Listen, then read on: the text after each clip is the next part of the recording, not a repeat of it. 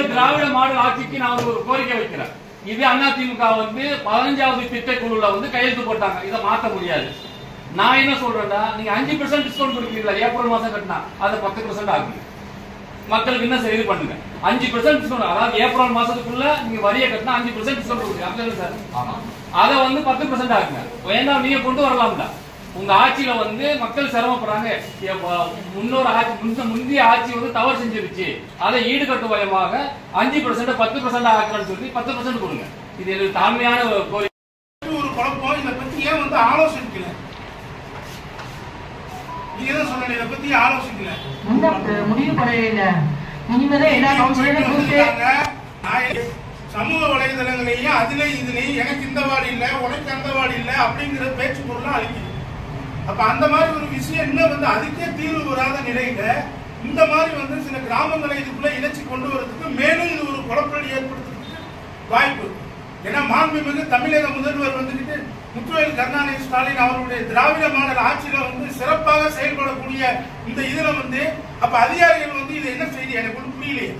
இன்னும் யாருக்கு எந்த ஏரியாவில் ஓட்டு இருக்கு, எந்த வார்டில் ஓட்டு இருக்குங்கிறத தெரியாத பட்சத்துல இதை எப்படி நீங்க மீட்டிங் அட்டன் பண்ணிட்டு உள்ளூர்ல இருக்கிற கவுன்சிலர் 21 பேர் இருக்காங்க, 21 பேருக்கு எந்த ஆலோசிக்காம நீங்க எப்படி இந்த முடிவுக்கு வந்தீங்க?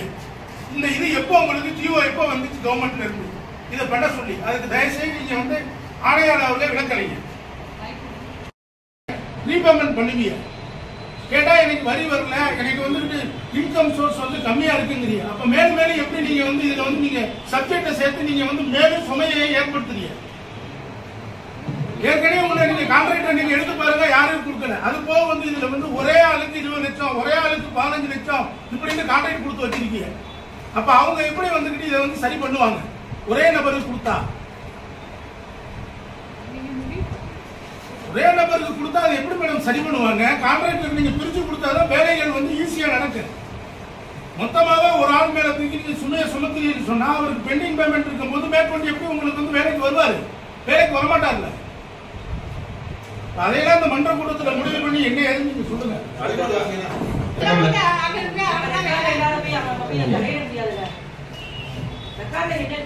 நீங்க ரெக்கார்ட் எடுத்துவாங்க, எடுத்துட்டு வந்து மனு கொடுங்க நகராட்சிக்கு. இந்த மாதிரி மனு கொடுங்க நகராட்சிக்கு. இன்னும் நம்ம மீன்களை புதுசா கட்டுறதுக்கு நடவடிக்கை எடுத்துட்டு இருக்க. நடவடிக்கை டக்குனு உடனே பில்டிங் வந்துருமாமா? அரசு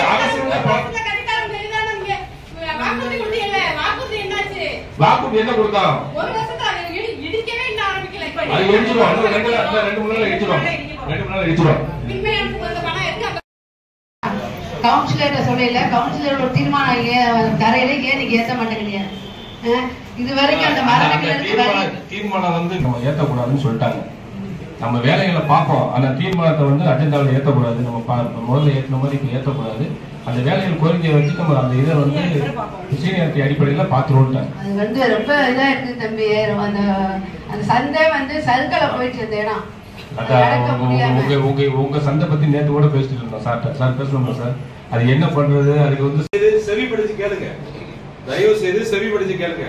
நான் ஒவ்வொரு முறையும் இந்த கூட்டங்கள்ல கலந்துக்கிற போது பேசுறத எதுவுமே இம்ப்ளிமெண்ட் பண்றது இல்ல. சரி, அது பரவாயில்லைன்னு போனா பொதுமக்களுக்கு அது இழப்பீடா போகுது. சென்ற முறை கூட்டத்தில் என்ன பேசியிருந்தேன்? நகர்மன்றத்தில் பண்ற தீர்மானங்கள்ல டெண்டர் விடுறத தயவு செய்து நீங்க நோட்டீஸ் போர்ட்ல போடுங்க அப்படின்னு எம்இ சார் இருக்கும் போது இதை பண்ண அதை எதுவுமே பண்ணல. யாருக்கு கொடுக்குறோம், என்ன பேரு கொடுக்குறோம் அதெல்லாம் ஒட்டல. தனி காலம் பண்ணி பண்ணுங்க. யாருக்கு கொடுக்குறோம், என்ன பண்றோம், எவ்வளவு கொடுத்துக்கிறோம், எவ்வளவு காலம் முறையீடு வேலை பிடிக்கணும் எல்லாம் சொன்னேன். எதுவுமே பண்ணல. நீங்க இப்ப நான் உங்களை பார்த்து ஒரு கேள்வி கேட்கிறேன். கடைசியா முடிஞ்ச 3 டெண்டர் யாருக்காவது தெரியுமா? யாரு கொடுத்துக்காம தெரியுமா?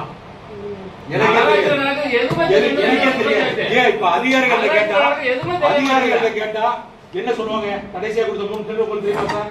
கம்ப்யூட்டரா பாக்குற, சிஸ்டத்தை பாக்குறேன். சோ நீங்க அத ஒட்டாதான் சரியா வரும், இல்லாட்டா சரியே வராது.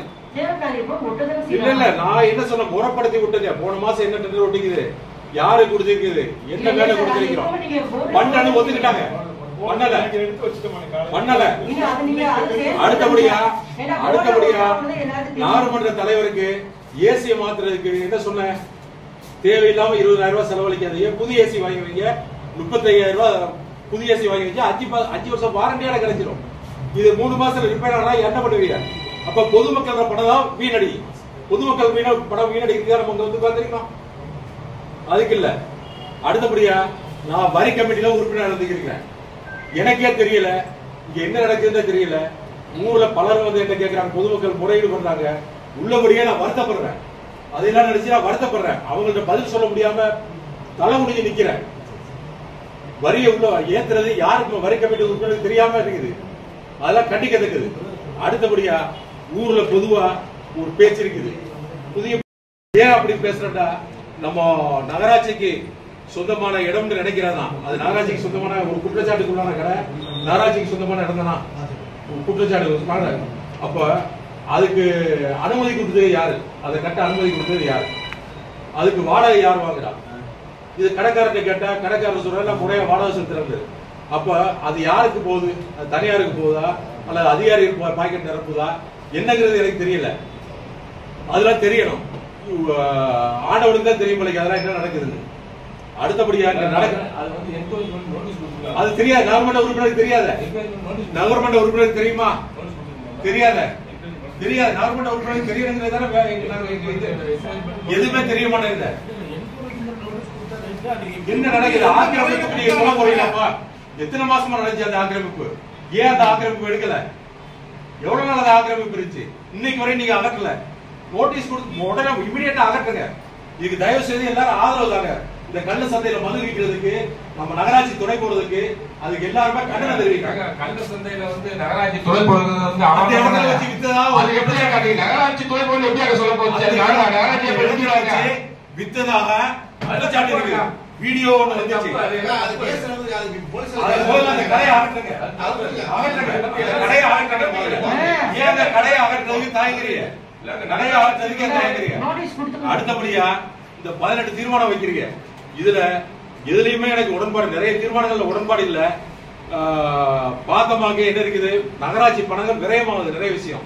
குறிப்பா தீர்மானம் நம்பர் 13, 14 ஆண்டு ஆழ்துறை கிணறை பத்தி பேசுறீங்க. ஆண்டுக்கு 3 லட்சம் அப்படின்னு சொல்லி பேசுறீங்க. அதெல்லாம் ஒரு மாசத்துக்கு எவ்வளவு செலவு வரும் அப்படிங்கறது தெரியல. ஆண்டுக்கு 3 லட்சம் 4 கிணறு கட்டி. அப்புறம் அந்த டயர் வாங்குறதுக்கு 1,80,000 ரூபாய் சொல்றீங்க. டயர் வாங்குறதுக்கு நம்ம அந்த சுமித் கமெண்ட்டை கிளைம் பண்ணா அவங்க இருந்திருந்தாங்களா? இவ்வளவு பெரிய பிரச்சனை வந்திருக்காது. நமக்கு இவ்வளவு அசுத்த கேடுகள் நடந்திருக்காது. அவங்களே பண்றது முயற்சி பண்ணுங்க. அவங்களே பேசி என்னன்னு பண்றது முயற்சி பண்றாங்க. இதெல்லாம் முறையா நடக்காதனால உள்ளபடியே நான் நகர்மன்ற உறுப்பினர் இருக்கிறதுனால வருத்தப்பட்டு பொதுமக்கள்கிட்ட மன்னிப்பு கேட்டு இந்த நகர்மன்றத்தை விட்டு வெளியேறேன். நன்றி, வணக்கம், குட் பை. என்னுடன் சேர்ந்து என்னுடைய சக அனைத்து சமுதாயத்தை சேர்ந்த சக உறுப்பினரும் எல்சி அவர்களும் வெளியேறாங்க.